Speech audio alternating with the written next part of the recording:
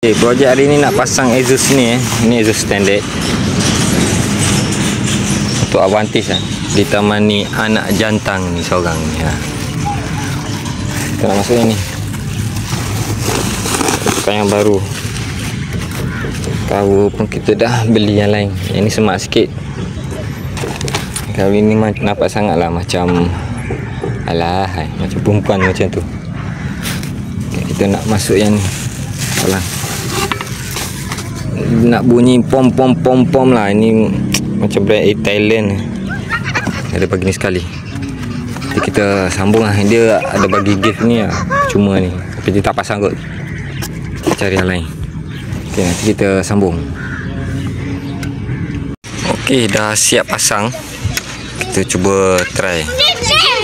Ada budak-budak teman tu Okay, ni dah siap pasang. Kita try dia. Bunyi dia.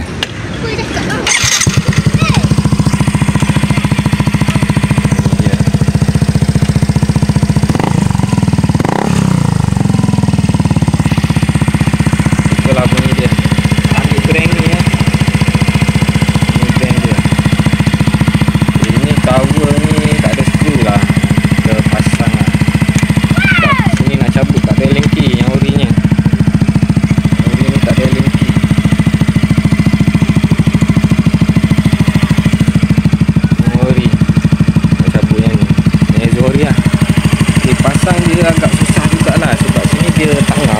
Ini kena tambah, saya tambah. Sebab ni dia nipis. Ini nipis. Ori ni dia tebal. Okay, kalau bila masuk yang ni dia akan ada genggam.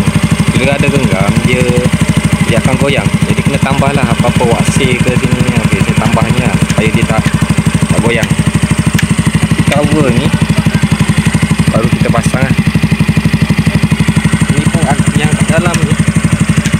Yang sini pun dia itu tu.